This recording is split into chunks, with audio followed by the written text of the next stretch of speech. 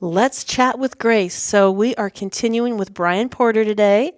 Brian, when I first met him, he lived in New Jersey. Connecticut. Connecticut, that's right. And now he lives in Massachusetts, on the Cape Cod area, which is fabulous. But so we talked a little bit about Brian's development into the Southeast. He going into Miami to get his feet wet in multifamily. And so now we're going to talk about, it has been so fun to work with Brian in the multifamily here in Chattanooga because he took 2 properties. We're going to talk about the one in Brainerd first. That was your first one, which is now called the Oaks. And we worked on the logo. We worked on the whole concept. Brian totally re-engineered it. But that was an interesting story because when we studied that for 6 months, 8 months. So tell us a little bit about that. It was a fun project. So I came to Chattanooga in December of 2010 with the idea of acquiring a few more single-family homes.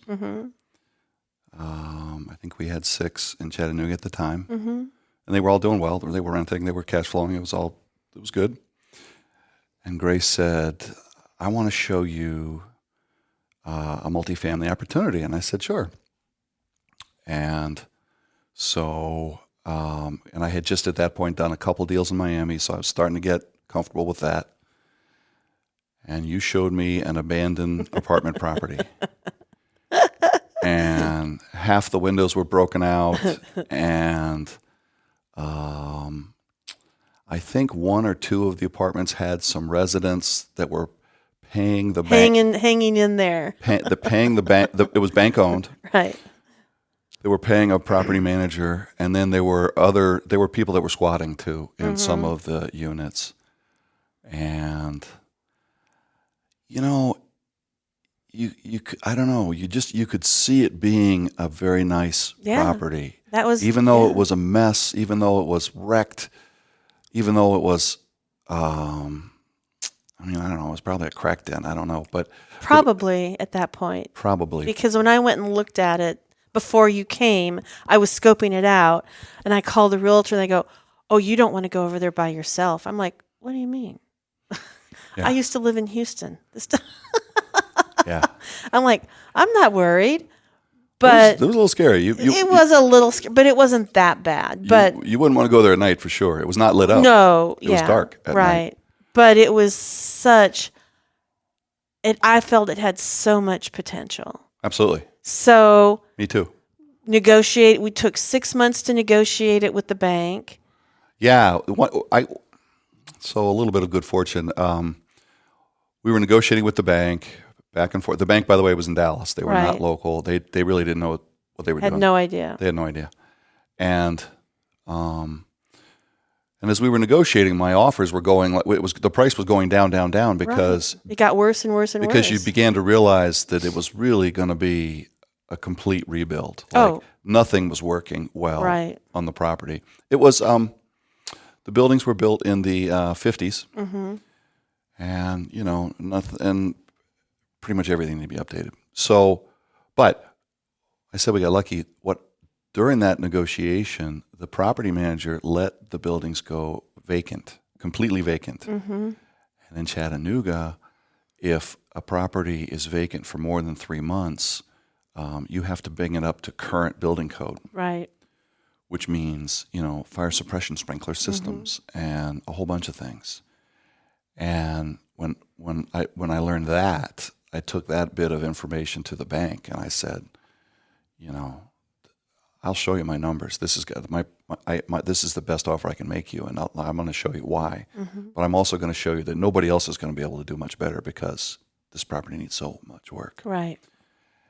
And I ended up prevailing in the bank. Yeah. It was a great deal. A lot of work to do. Yeah. But it was a great deal. It was pennies on the money based on what the value is today. Oh yeah. But so it was really exciting to watch you do that whole project. You spent, I don't know, a year? We closed in November of 11. No, I'm sorry. We closed in July of 11. We started construction in November of 11, and we finished about 15 months later. Yeah. Okay. We worked on one building at a time. Yeah. My cash flow was tight, so I couldn't just afford to bring in big crews and have them do it all quickly. I was working with smaller crews. We were doing one building at a time, and we'd try to finish a building and start renting it, and then we would be halfway through the second building, and then that kind of thing. Right. And I think one of the coolest things you did with that property was, one, you put a very nice barrier around it. Yes. And then you gated it. Well, shortly after I bought it, I was walking the property and I ran into a police officer who did security detail at night, off hours for the bank that previously owned it. I may have met him while we were negotiating. It was really early, and I was just talking to him about the situation. What do you find here? And he said, well, this is a cut through for the kids in the neighborhood. And he pointed out the trails where the kids would walk through the property. And he said, and that's where a lot of the trouble comes, because the kids are walking and they just pick up a rock and whatever. So he said, if I were you, I would put a fence, right at the precipice of the hill, so that from the other side, the fence would look like it was 10 feet high, because the way the property, it was kind of sloped on three sides. And as soon as he said that, I said, oh my God, that makes so much sense. You don't need to put the fence like down by the street. You put the fence, at the top of the hill. And so we walked the property. I put the fence exactly where he said, and he was 100% right. And then early on in the process, we had a construction gate, and then we built a nice mechanical gate. A beautiful gate. Yeah. No, it looks artistic. You really combined function and art to some degree to make it nice, to stand out. Yeah. In the area. Yeah. No, it makes a statement. Not grandiose, just nice. Yeah. Kind of arts and crafts, but nice. But and it also created a new demographic. Absolutely. Nurses would now consider the area because it was secure and they felt comfortable, and they were very close to a hospital. The entire time we were working on that property, in my mind, my tenant was a 24-year-old nurse working at Erlanger or Park Ridge or whatever, who's coming home from work at 2 a.m. and needs to be comfortable. Yeah. Because I thought, if I can make her comfortable, I can make anybody comfortable. Right. And so everything we did, the lighting, the security, the cameras, the lock setup, all of it was geared towards making that imaginary, young female tenant comfortable. And I think you did an incredible job with that. And that's something that I think more and more investors should really think about up front when they're investing is, who's your demographic? What are you trying to achieve? And how do you do that? And you did such a brilliant job there. The other property, I think you did a great job, which was in Fort Wood, the edge of Fort Wood. Yep. And kind of a similar thing.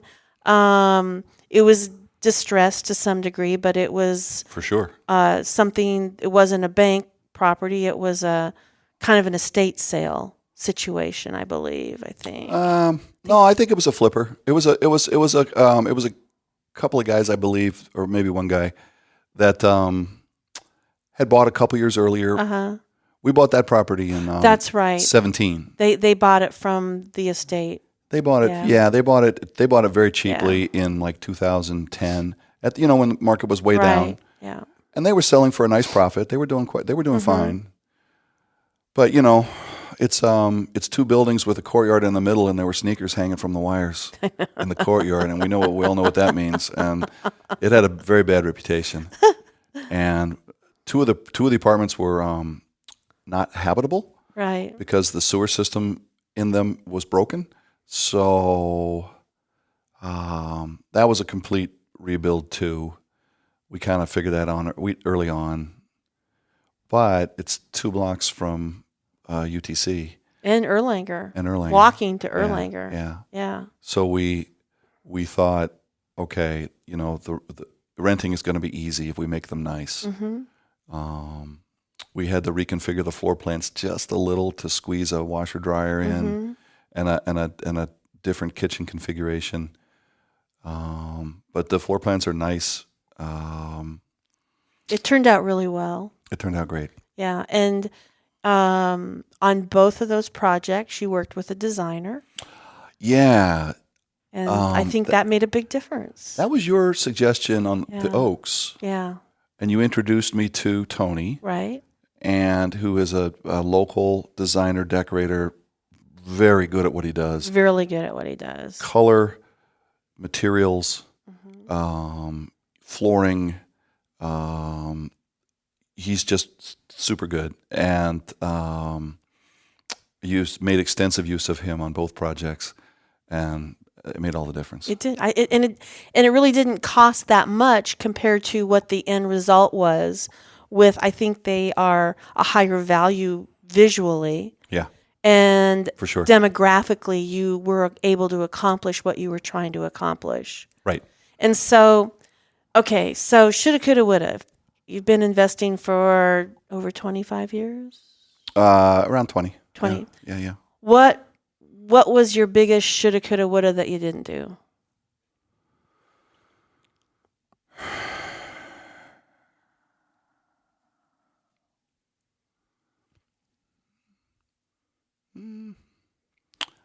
I don't know.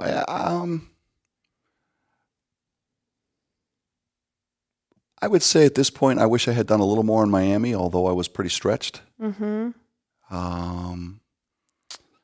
We were taking a lot of risk at that point, and but we just felt so confident. I wish I'd done a little more in Miami if I could have.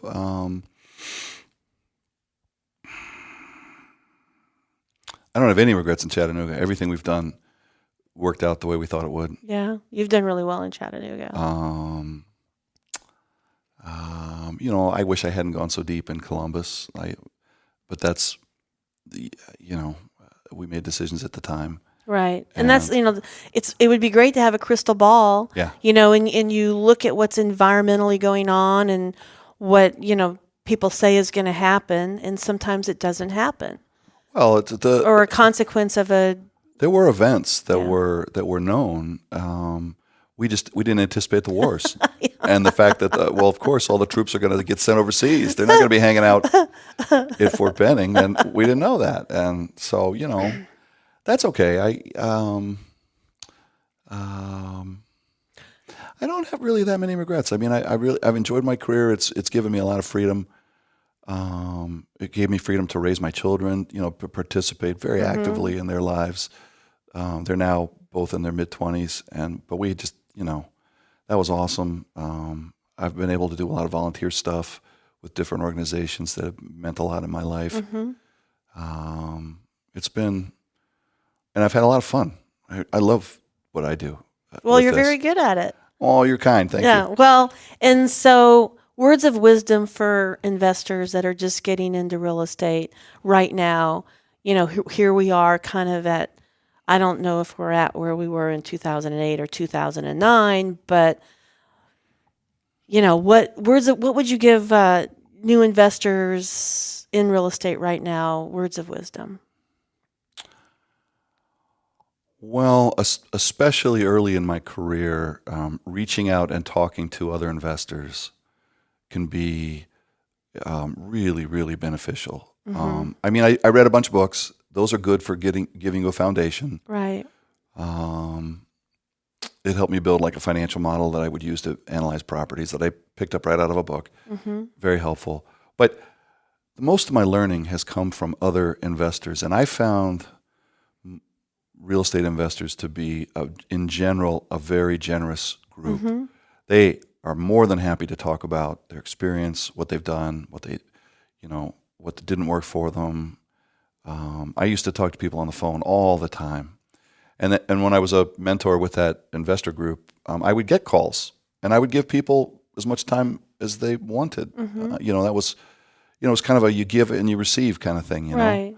Yeah. And so I would encourage people to talk to as many investors as you can. Yeah. So would you have started out in multifamily earlier if you knew then what you know now, or would you have went down the single family path like you did as well. No, I would definitely have done multifamily. But, I mean, having said that, so I did home improvements going to put myself through college. Mm-hmm. I have a degree in accounting and was a CPA. And then I worked in construction finance for 10 years, analyzing building cost.